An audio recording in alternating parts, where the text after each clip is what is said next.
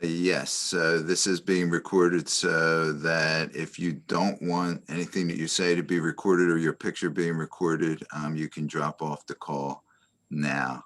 Um, Any questions that you may have, please put in the chat. Marley will be going through them and she'll ask the questions as we go along. Quick disclaimer, as we give at the beginning of every one of these seminars.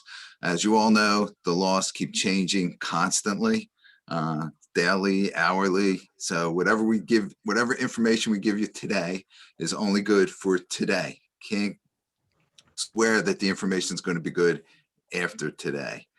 In fact, I can tell you before we even get started with this, that the city's in the process already of changing the information and how things are going to be done. So we're going to give you all the information that we have as of this moment, so that at least you have an idea of what's going on, and then just check back periodically and we'll keep updating you as things change with the city. We're going to be talking today basically about the new eviction procedures in the city of Philadelphia with the new law that just got passed, or the new order that was just issued. Okay, I'm gonna mute everyone, and then Paul, if you want to unmute yourself, and then if anybody does need to unmute themselves for a question, feel free to do so. But it's just easier to have everyone muted for the background noise. And if you could put the questions into the chat, that would be helpful.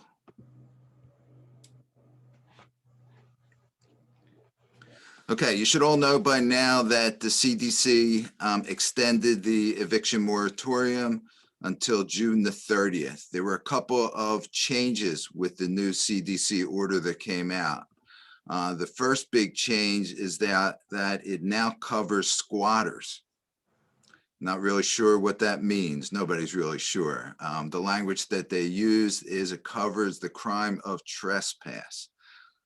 That's just so you understand, the CDC order is done on a national level, so they don't deal with each state's particular laws and how each state handles any particular crime. So they call it the crime of trespass. In Pennsylvania, it's basically a squatter. They're trespassing on your property. That's illegal. Up until now, you're able to evict squatters. We sometimes have to go in the common police court to be able to do that.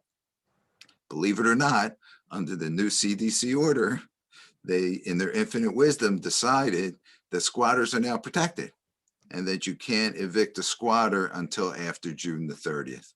The same as you can't evict someone that files a CDC declaration until after June the 30th. We've talked about the CDC declaration ad nauseum over the last couple of months. Hopefully you're all familiar with that. I'm not going to go into that today. I believe we do have a video on that on our website if you want to check that out. Or afterward, if you have any specific questions with regard to that, you can always call our office or call me or Janelle, and we'll be happy to go through that with you. What we want to go through today is, as a result of that CDC order, the municipal court in Philadelphia issued a new order, basically requiring additional steps before you can go ahead and file for eviction. So up until now, and now I'm talking about first evictions for non-payment of rent only. So if you have an eviction where the person hasn't paid and you need to evict them for the non-payment of rent, even if it includes another account, if there's a non-payment of rent count in there, previously what we needed to do was send out the hardship repayment notice, the notice of rights. And in addition to the notice of rights, we had to go and file for a diversionary program. You should all be familiar with that process.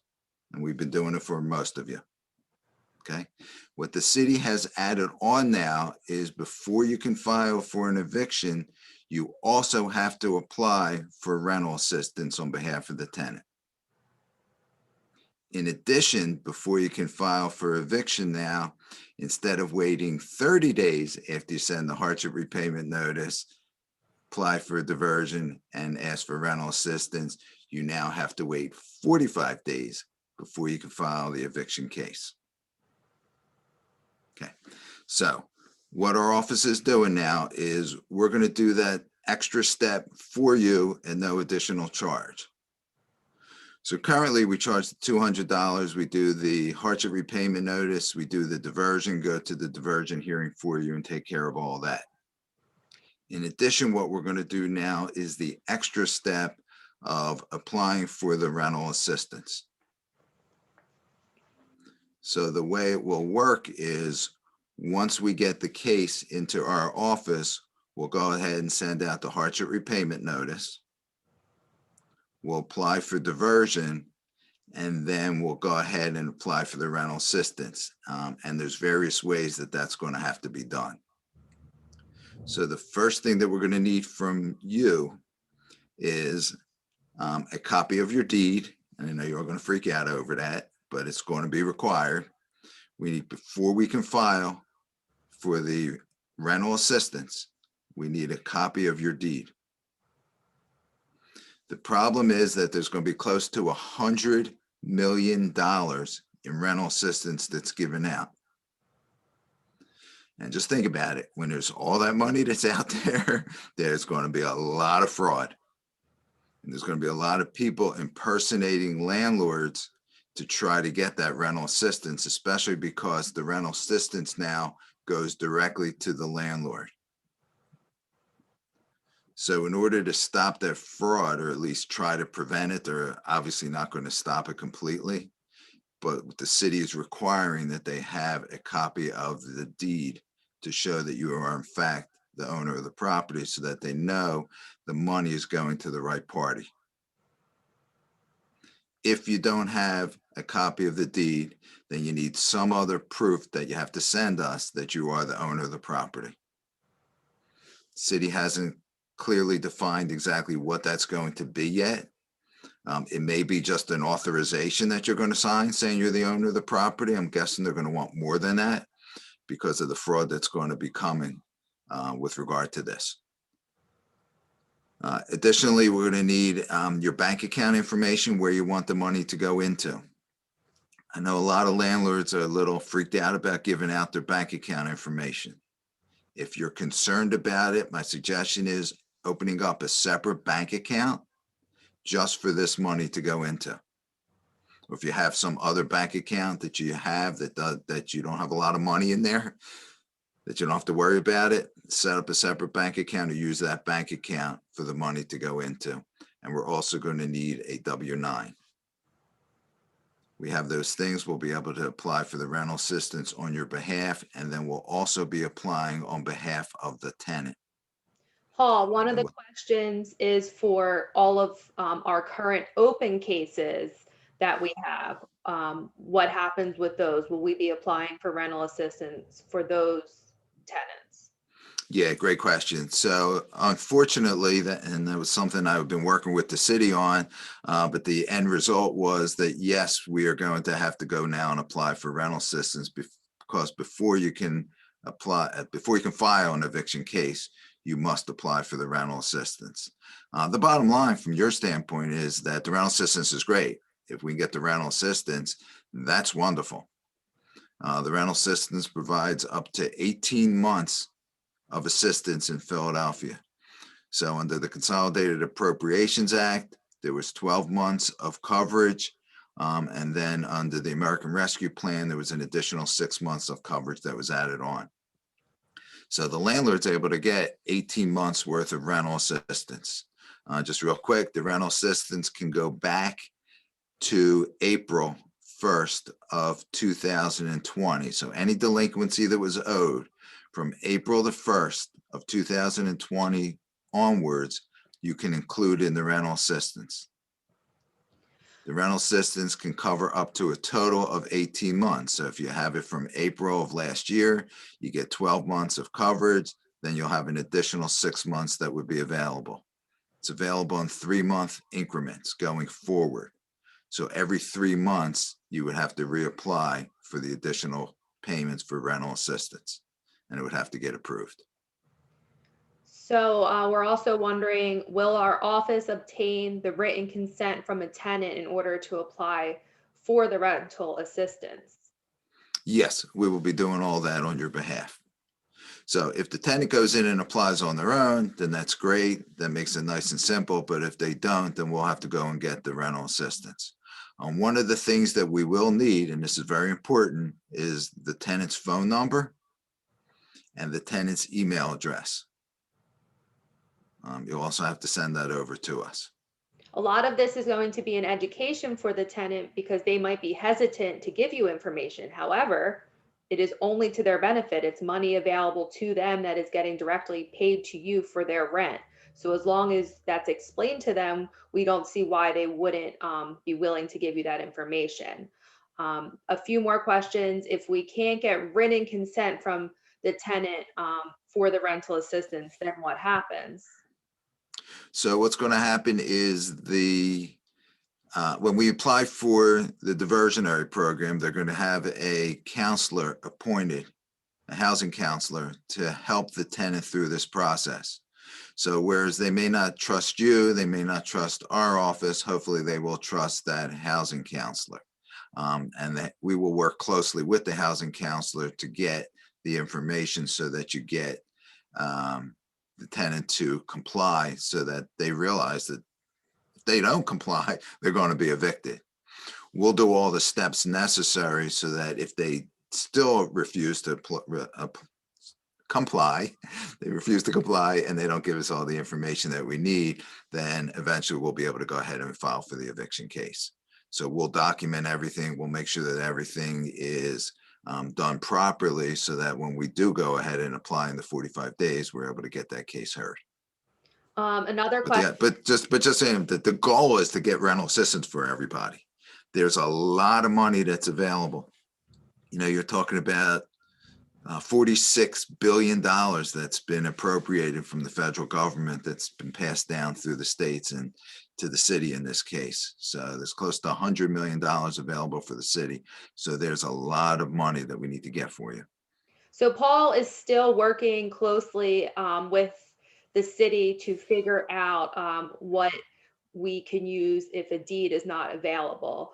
We just discussed this earlier, and we're not sure if a rental license will suffice for this new system that they've put in place. As he mentioned, there's lots of fraud that may happen because of all this money on the table, and you can obtain a rental license more easy than you can obtain a deed. So we're going to see if a license will work, but we don't know the answer to that yet.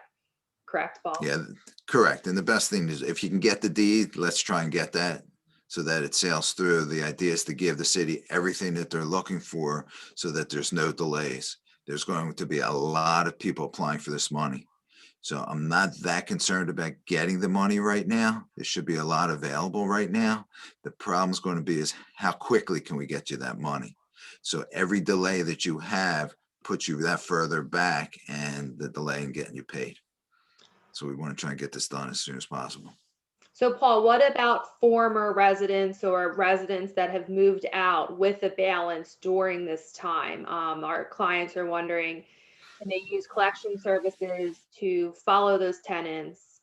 Or is that money available to the former tenants as it would be for current tenants? Great question. Unfortunately, no, that money is not available. The idea of all this is to stop evictions, to keep tenants in the property.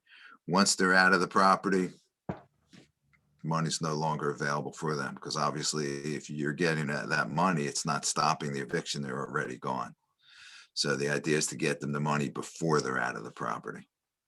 And if a tenant applies for assistance and it's awarded, yes, the money goes directly to the landlord in this phase. And that is why you do need to provide the banking information so that they can give it directly to the landlord. Correct. The money goes directly to the landlord unless the landlord's uncooperative. If the landlord's not cooperating in this process, then they will give the money to the tenant. And I love this. And the tenant has to sign an affidavit saying they're going to turn the money over to the landlord. Good luck with that. So you definitely want to cooperate. You want to give the bank account information so that the process sails through and you get the money directly. You do not want to have to rely on the tenant to be giving you the money. Not a good place to be. Paul, if a client has already provided the deed for the last phases, do they need to submit it again? Uh, Unfortunately, yes.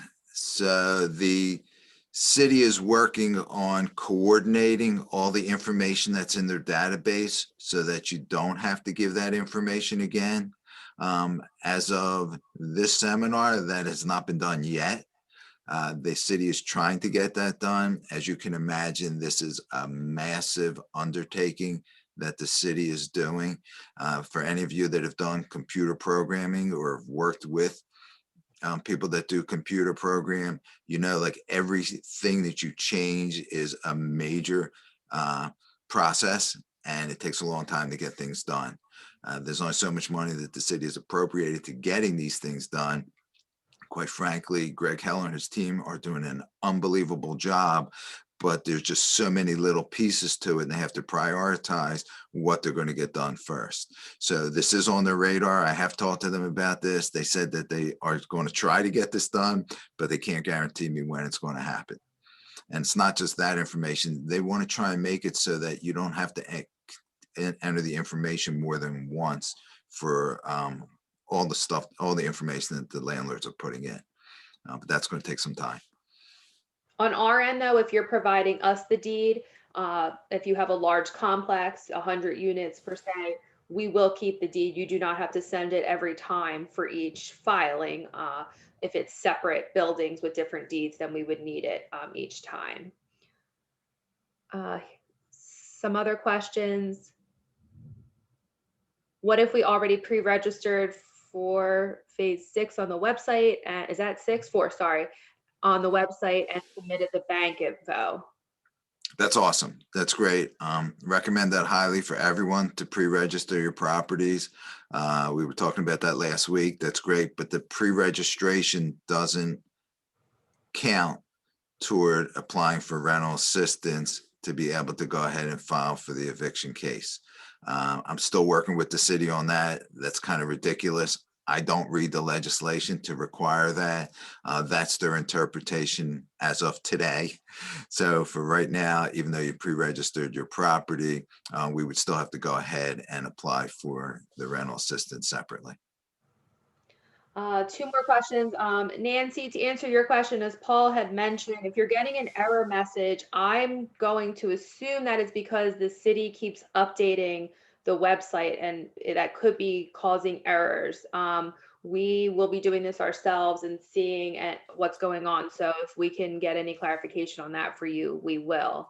And then another client has said, Just along those lines, if you are having problems, let us know what those problems are. I have different contact people for different problems with the city. They did ask me if I could do them a favor and not submit just one-off problems constantly.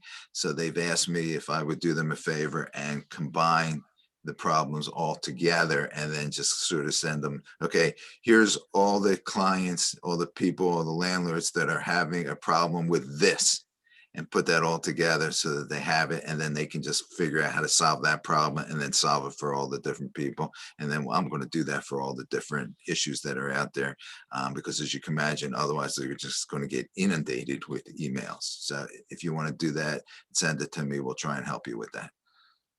PHDC sent an email stating applicants with rent arrears must satisfy at least 1 month of those before applying for forward rent. What does that mean exactly? So if there is a delinquency, then you have to apply the rental assistance to at least 1 month of the delinquency. You do not, under this new phase 4, or I should say the tenant does not have to have had a delinquency to be able to qualify for rental assistance going forward. Under the prior phases, that was one of the requirements. That is no longer there. So if they just can't afford to pay the rent going forward, they can still apply for rental assistance and they can get it.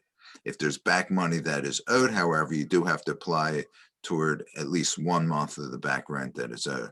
The reality is, from your standpoint as a landlord, And even from the tenant standpoint, since there's 18 months of rental assistance now, you want to apply it toward all the back rent that is owed. There's really no reason not to do it. And then one of the other questions I get constantly is, so what's the downside to this rental assistance program? So we all know all the problems that we've had with the prior rental assistance program, where it was only $1,500. You had to waive the back rent that was owed. In the first phase one, you couldn't even apply it to back rent that was owed. You can only apply it to current rent. Under this phase, they've taken care of all those issues. You can now get up to $2,000 a month. But the one downside is that if you do accept the rental assistance, that when the rental assistance ends, you can't file for eviction for 90 days after that last month of assistance. That's the one thing that is bad under this program. It does also cover, just so you know, it does cover utilities up to $2,000 per utility. Back utility payments that are due, not future utility payments. So if they owe up to $2,000 in water, sewer, electric, water, sewer would be one, electric and gas or gas, it'll cover up to $2,000 for any of those, dating back to March the 14th, I believe is the date. Don't hold me on that. Could be March 15th. Close enough. What if you already applied for phase 4 and the tenant complied? Then you would be waiting for the money, right? If you applied for phase 4 and the tenants already paid you, I assume that's what you mean by complied? Do you mean, Wesley, do you mean that the tenant gave you the information? I will wait for their response. We can go to. Okay, if the tenant complied and there's no money owed, great.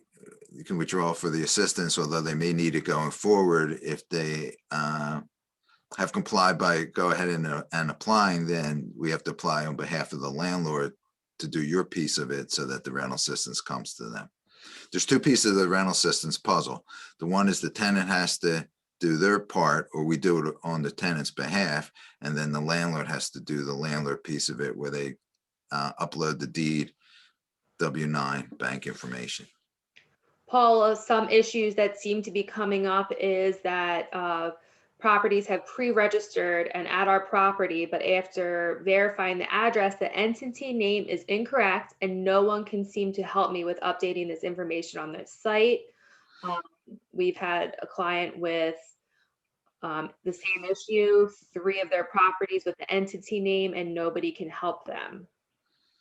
Contact me separately and send me whatever information you have on it, and I'll try and get that fixed for you.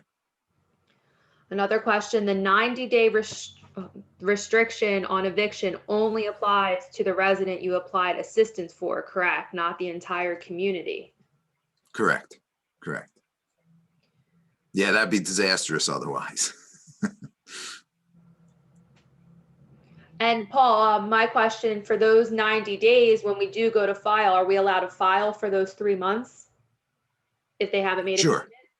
Okay. Sure. Yes. And if let's say the rent's $2,500 a month, they still owe you that other $500. You can file for that as well. During the 18 months, or you still have to wait until after? You would have to wait till 3 months after. So by that time they could So you'd have to wait till they've potentially, if the rent's more than $2,000 a month. Yes. Can I apply for rental assistance for a tenant? I'm waiting for a lockout date. Yes, absolutely. In fact, they would move to the top of the class because the city wants to stop lockouts from happening. And that's part of the reason for the rental assistance. So if someone's getting locked out, then they become a priority and they will get rental assistance faster than anybody else. By the way, in order to get the rental assistance, the person has to make less than 80% of the AMI, area median income. So if your rents are over $2,000 a month, they most likely or possibly will not not be able to get the rental assistance. So we are able to apply on behalf of any resident who has a balance of any kind or expressed a hardship, even if their delinquency is not 60+ days, or those residents have to apply on their own. Correct, but even if they apply on their own, you still have to apply as the landlord as well. You have to do your piece of it. And I do apologize, Wesley, I'm confused. Are you saying? Maybe you can unmute him. Yeah, I'm looking for his name, sorry. Okay, while you're doing that, I also want to let you know that if it's not a non-payment of rent case, so if you have some other reason for the eviction, we can go ahead and continue to proceed. However, they will not allow any alias writs of possession. That's the second step. So we file the writ of possession, then you have to wait, and then you file the alias writ. No alias writs can be filed until after May the 16th. So on all residential landlord-tenant cases, no evictions will be taking place until sometime after May the 16th. Wesley, you can unmute yourself if you'd like and discuss your question. Yeah, no, sorry. I was just following up. I missed the first part of the call, but I'd already applied for the phase 4. My tenant had already complied and signed the document, and completed my part already as well. Awesome. We did that yesterday, actually. I didn't know if there was any additional assistance that I needed to be applying for other than the phase 4 or things that you guys would suggest. There is other assistance that's out there, but you can't double dip. So if you're going to get the phase 4 assistance, that's probably the best assistance that you're going to get for 18 months of coverage. So grab that phase 4 coverage. Awesome. Okay. Run with it. Okay. If you have some type of a hardship situation, then we can file for possession sooner. So if there's some criminal activity going on the property or something that's really egregious, we can file a motion with the court to get the lockout before May 16th. But just be advised, it's going to have to be really egregious before the court's going to grant that. They're not just going to grant it for any minor violation. It has to be a material breach of the lease agreement that rises to a very high level before the court's going to allow us to go ahead and proceed with the evictions. So that ties into another question. If a client filed for writ of possession for a tenant that goes way back before COVID even started, will they still get a lockout date? Not until after the 16th of May. So if a resident applies on their own, who will get the notification that they have to do the segment on the client's end? So if you have a situation where you think that's happening, you should pre-register your property so that when the tenant does go ahead and apply on their own, it will get linked and you'll get the rental assistance a lot quicker. If not, the city will reach out to you as the landlord. They have 21 days to go ahead and try to do that. The problem is they're going to be inundated with these cases, so you don't want to be in that situation. And then if they can't get in touch with you as the landlord, then what's going to happen is you're going to be in that situation I talked about earlier where the money's going to go directly to the tenant. And then you have to hope the tenant turns the money over to you. If a landlord applied for the first 3 phases, but the tenant did not qualify and no reason was given, can they try again for phase 4? Absolutely. And if they've gotten money in any of those phases, they qualify for phase 4 as well. Again, the only caveat is you can't get money from more than one source for the same month. So if the phase 3 cover through December and they owe you now from January, you can get phase 4 coverage from January on. It's a lot easier to apply for rental assistance now. So in specific answer to your question, even though they may not have qualified under phases 1 through 3, under phase 4, it's a lot easier to qualify because The tenant is basically checking off a box saying they qualify, with the only information that they have to supply is income verification. So as long as they can supply the income verification, they check the boxes, and they should be able to get rental assistance under phase 4. If a resident is in jail and you cannot get their consent, what do you do? Yeah, that's going to be a problem. So we're going to hopefully the housing counselors will help us in those situations. So we'll send out the hardship repayment notice, we'll do the diversionary program, and then we'll try and reach out to them through the housing counselor. If the money ends up going directly to the tenant and then they do not pay their rent, what can be done? We can file an eviction case.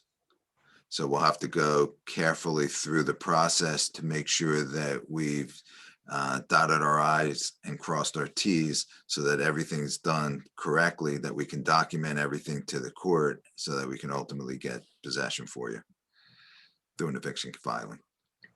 So Paul, for breach cases, no money, can we file the alias prior to May 16th, or we have to wait even for a breach after May 16th?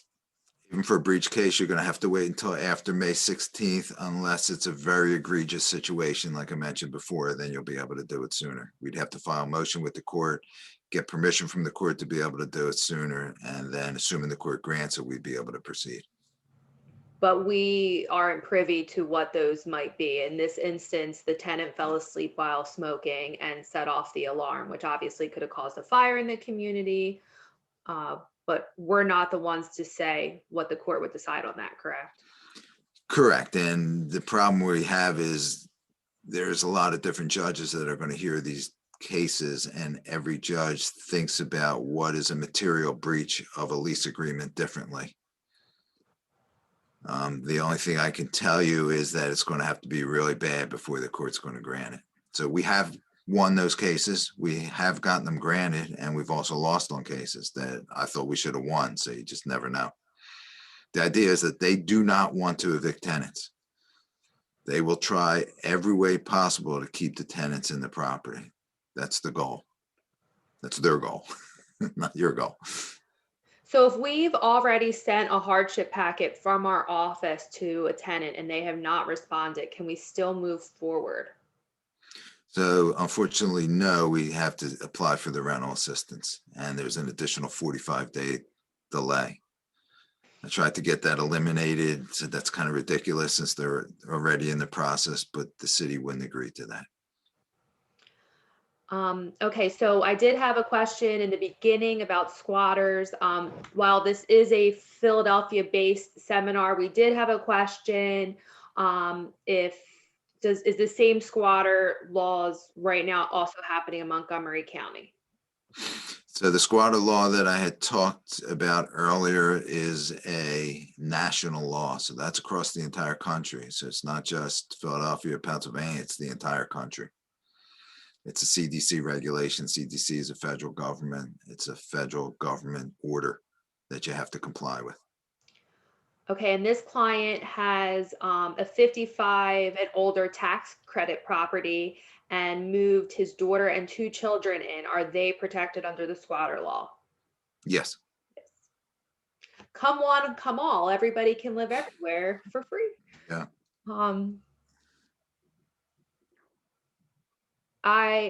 A client has registered their properties, but they didn't put their bank account info, and there's no edit on the site to add bank Yeah. info.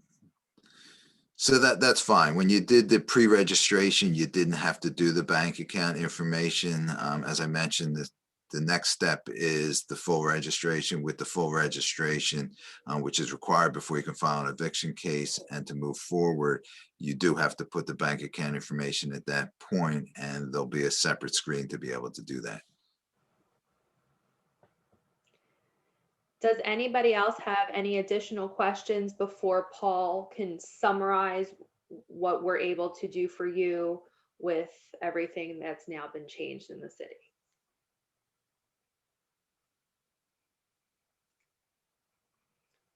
We're good? Yeah, no other questions are coming up. If you think of one, please feel free to put it in the chat, but there's been a lot of information here. So Paul, if you are able to just summarize what Cohen Marasini will be doing for our clients, I think that would be great. Okay, so there's basically three things that need to be done before you can file for the eviction case. And that is the notice of rights or hardship repayment notice, filing for diversion, and applying for rental assistance. As I mentioned before, two of those things we were doing already for most of you. That was the sending the notice of rights and filing for diversion. The third process that is now required, which we're going to do as well for you at no additional charge, is the applying for the rental assistance. We just need you to send all the information I talked about before. And as always, if you have any questions, our office is always available. Janelle and I are always available. Call, email. Happy to answer any questions. And if you're having any particular problems with the people in the city of Philadelphia, email me so that I can compile that all together and send it as one email to the city to try and get these things straightened out. Everything I've talked about today, it's going to be changing as it always is, constantly. And we'll try and keep you updated as things develop. I appreciate everybody getting on the call. Have a great day. Well, Thank you. there is one more quick question, but I can personally help you. Lolita, if you want to email me, I will help you with that question on my own, okay? Great. Take care, guys. Thank you, everyone. Have a great day. Thank you.